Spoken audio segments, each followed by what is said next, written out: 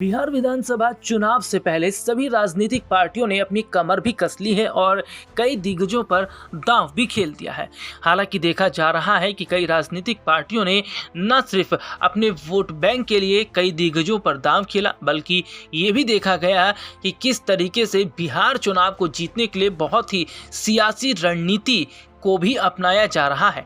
हालांकि पवन सिंह की बीजेपी में एंट्री, तो वहीं जेडीयू की टिकट से कई बाहुबलियों को उतारना, तो वहीं प्रशांत किशोर ने भी कई भोजपुरी कलाकारों पर दांव खेला है, कई ऐसे बड़े दिग्गजों पर दांव खेला है जो सीधे बिहार की सियासत पर असर डालेगा। अब ऐसे में चर्चा मैथिली सिंह ठाकुर की भी हो रही है। जी हां, अपने दर्शकों को बता दें, काफ़ी समय से ये चर्चा भी चल रही है कि शुरू से सियासत तक अपनी पहचान बनाने वाली मैथिली ठाकुर क्या वाकई चुनावी मैदान में उतरेंगी। हालांकि उन्होंने ये साफ कर दिया था कि अगर उन्हें मौका मिला तो वो अपने घर, यानी कि उनके जो पैतृक घर है, वहाँ से चुनाव लड़ती नजर आएंगी। अब ऐसे में खबर है कि मैथिली ठाकुर को क्या बीजेपी से मौका मिल सकता है। वाकई चर्चा इस बात की चल रही है।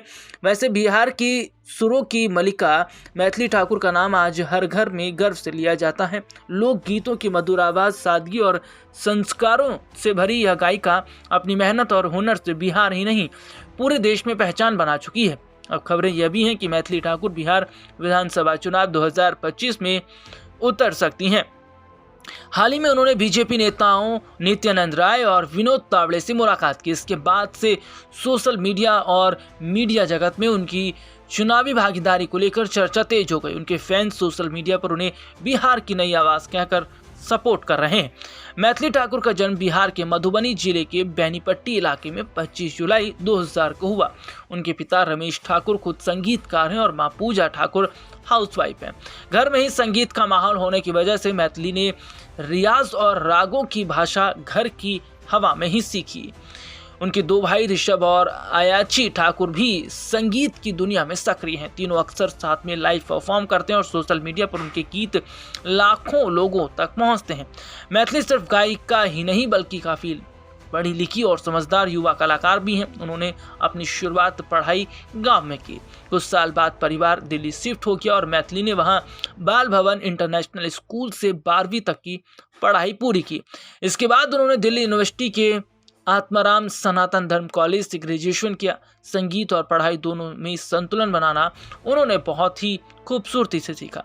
मैथिली ठाकुर को उनके संगीत और योगदान के लिए कई अवार्ड भी मिल चुके हैं। 2024 में बिहार सरकार ने उन्हें राज्य खादी ग्रामोद्योग बोर्ड का ब्रांड एम्बेसडर बनाया। इससे पहले उन्हें संगीत नाटक अकादमी का उस्ताद बिस्मिल्लाह खां युवा पुरस्कार भी मिल चुका है। यह पुरस्कार किसी भी युवा कलाकार के लिए बेहद सम्मान की बात माना जाता है। मैथिली ठाकुर सिर्फ मंचों की नहीं, सोशल मीडिया की भी सुपरस्टार हैं। उनके यूट्यूब चैनल पर करोड़ों व्यूज़ और लाखों फॉलोवर्स हैं। उनके फैंस जूनियर बिहार कोकिला उन्हें बुलाते हैं। अब ये देखना होगा कि क्या वाकई भारतीय जनता पार्टी की टिकट से अगर चुनावी मैदान में उतरती हैं तो क्या बीजेपी को बड़ा फायदा मिल जाएगा।